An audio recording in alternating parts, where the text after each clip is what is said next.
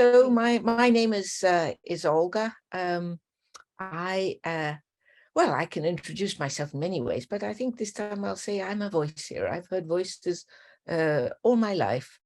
They're a part of me, and they're still a part of me today.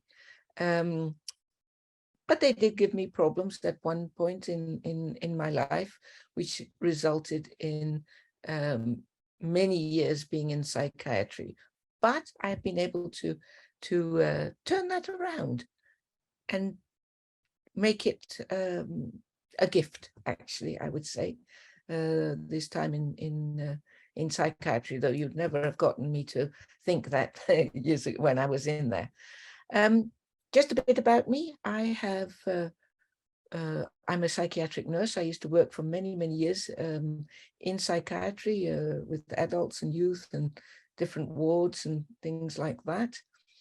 And then I became a patient of the same system. And I remember thinking when I was working that I could hear these voices, and I met all these people who heard voices and were told that they had a serious brain disease that was incurable. And I used to think to myself, oh my gosh, this brain, how can I be a nurse on the other side and hear the voices when I'm technically supposed to be on the other side as a schizophrenic, incurable, and I think probably when I think back on that, this fear that I could never talk about, and this not really understanding it, and it became overwhelming, really. And of course, things happened in my life. The many, many traumas that I had experienced were beginning to surface. So there were many things that resulted in me becoming a patient of the exact same system in which I was educated within. And I would say that was that's where I learned the absolute most. Truly to be in a position of great power without actually realizing how much power I had being an authority within this sort of system, and then suddenly becoming powerless. Today, I work as a psychologist. One of the things I discovered when I was in the system was this catch-22 world I entered into. I wanted to talk about my life story. I wanted to try and find meaning with both my voices, with my life story, why things were happening the way they were, and meeting this one singular dominant story that I was ill with a brain disease and that I must accept it, and almost like the Catholic religion, go and confess my sins and say I am brain diseased and a schizophrenic, and I will live according to the terms that are dictated by this system and this disease, was not useful at all, obviously, to me. But my story didn't get any room there. Of course, my story got folded into the dominant story, but it was interpreted by the dominant societies or system, and so no understanding of what was really going on with me. So when I did finally find a way out, I decided that I wanted to offer, if I could, help to people who were trapped in the same way, in the same situation.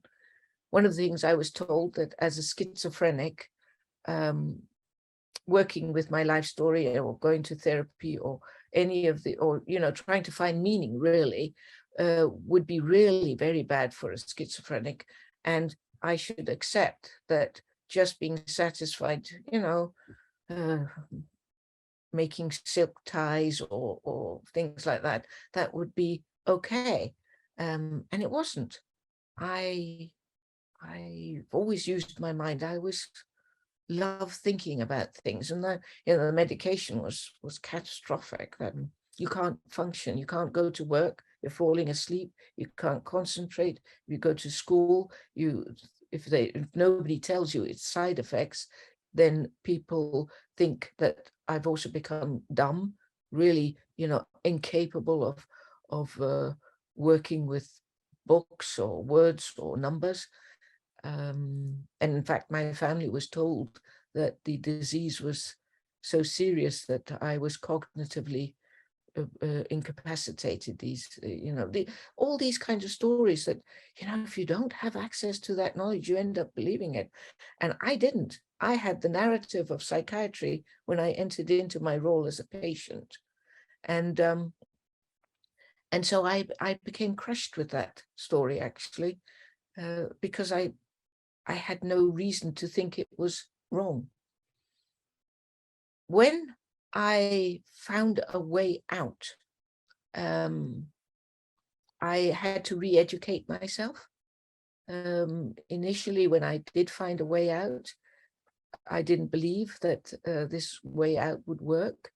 And when I did escape, no, I don't know if that's the right word, but get out of psychiatry, I thought that it was, just temporary, because I'd never met anybody who'd actually, what they call, recovered, right? And it was only when I went to a conference and I met or saw this man standing on the stage saying that if you put these glasses on, then you can look at it as it's happened through life, versus, psychiatry's narrative of hopelessness. Because I actually had planned suicide right down to the minute detail, because the thought of living that life for the rest, for years, or the rest of my life was not bearable. And I remember when I listened to him, I thought, oh my gosh, if I put these glasses on, then maybe my life, it was like truly a choice. Go that door or that door, right? So I chose the door that I'm still walking through or passed through. So one of the things I decided to do was become political, begin to look at the narrative that people within psychiatry, and I also see it's not just patients, but it's staff. The staff are also kept in the dark, and taught not to explore outside this. It becomes seen as a threat. But nevertheless, it was very important for me to become political, very important for me to seek knowledge. And from being a nurse who actually believed the narrative of psychiatry, and why wouldn't I? Why wouldn't other nurses or other people? Because in the Western world, this is the dominant story. Every country has it. And I could not possibly believe that it's based on falsehoods, on lies, on money, that's just not possible. And, when I initially started to find out that, I was thinking, oh my goodness, am I paranoid, or is this a different truth, right? Today, I'm 180 degrees away from that. So, yes. Today, I work as a psychologist. That was one of my dreams when I came out of psychiatry. I thought there must be a way to help, and being told that as a schizophrenic, there was no point in working with life stories, meaning I decided to become a psychologist. So I went back to, I went to the university, became a psychologist, and today I work with people, the so-called group of people that we were taught in our studies in psychology that was not the group we were supposed to work with. They belong in psychiatry, and we as psychologists are to work with people who have, acknowledged life problems, anxiety and depression. I decided, no, I want to work with all the people who, like myself, have been told the story of hopelessness, and also that there's no point in working with themselves. And I have to say, I am, and this is where, if I could say it in that way, I'm incredibly grateful to psychiatry, or my trip, my years and years in that system, because I feel I have learned so much. One of the things is I'm not frightened anymore.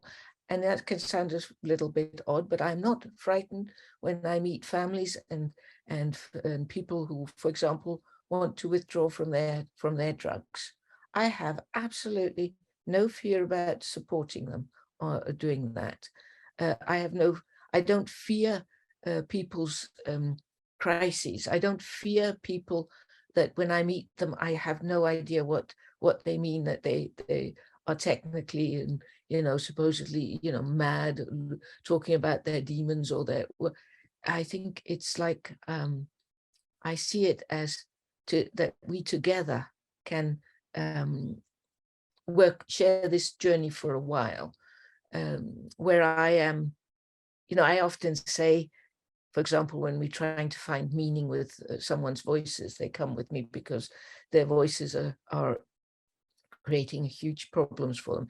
And it's really important. I'd like to interject here that voices are never the problem. Visions are never the problem. Paranoia is never the problem. It can cause problems, but it's not the problem for the person. It's what they symbolize. And I always say to a lot of people that their voices were created in their past. Often things of difficulty created the voices or the potential to hear the voices. But it is the now, something will have set it off, right? And that story will be related to both the past, but also the present. And it is the message that they are coming with. The message is the thing that needs to be understood and needs to be worked with. So very often when people come to me with their voices, I tell them, we have to be like detectives. So I am your co-detective. You are the main detective, because they are, of course, the ones that live in their body, soul and mind. So I'm a co-detective, and I say, but I have knowledge, both from myself, but from the many people who have shared their journeys with me. So I say, we can pull on that.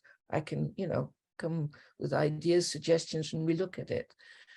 And people in this journey find out, what do their voices mean? And for example, if it's that they've never been able to put down boundaries and have ended up living in lives where their boundaries have not been respected and stuff, it's, you can find that the voices are telling them, if you like, the message is that needs to change.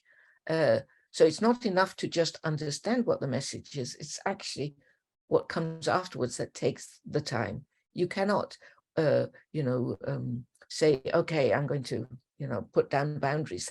If you haven't been able to do that, it's very difficult. You have to work at that. And that's where the work is. But that's what, I say, the voices are your messenger. The visions are the messenger. We just need to understand the message.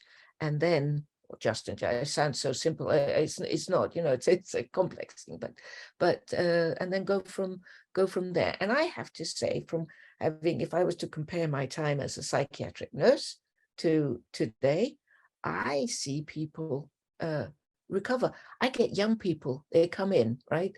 They haven't been entrenched in the system for very long, very often, but also their voices and what triggered their voices is also much nearer. And they often haven't had years like being locked in away in a system where the private, I talk about the communal world and the private world, and the private world ends up becoming huge, complex, and filling all the space. That takes a lot longer to understand, to also, in a way, not reject, because I never say reject that, but to accept that, there's the communal world and how to live with these two, right? Because often the private world is intruding on the communal world, and that causes problem, and psychiatry enters into your life. But I see young people, information, all I'm giving is, in reality, is information to the families.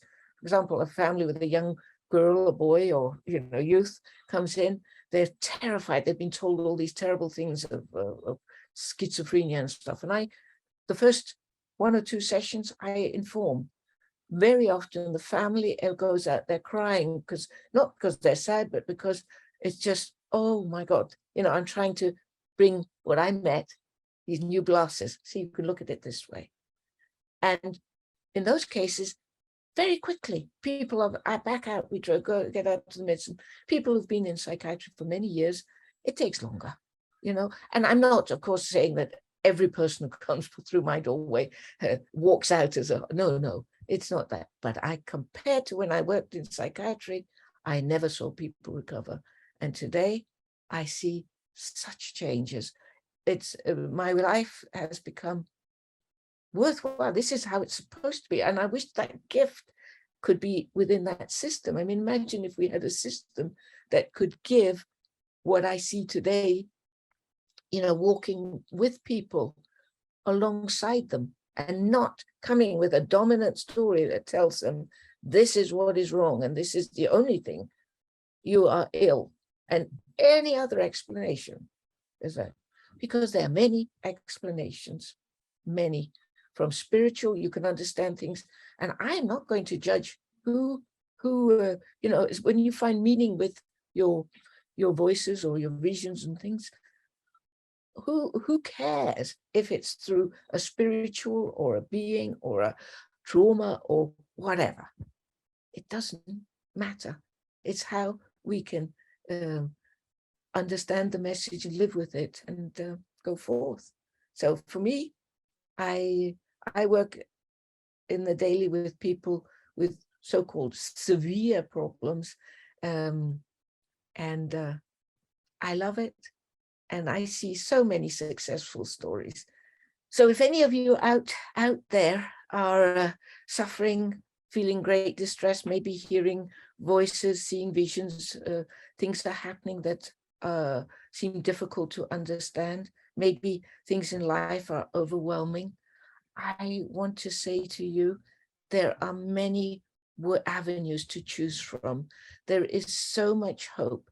And if I may say that one, you don't choose traditional Western psychiatry, your chances of finding meaning and, I like to say, become the butterfly you were meant to be, is it's going other ways. Follow your heart.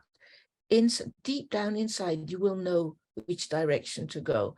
But when we are frightened, feeling alone, we will tend to listen to those who will say, I have the solution. No, listen to yourself. Find those who will accompany you on the journey, not tell you what journey to go on. And your chances are you will find a way, your way, and it will be a completely unique way, but it will be yours. So please, there's so much hope. And now my cat has come in just to put a punctuation mark on that. Yeah.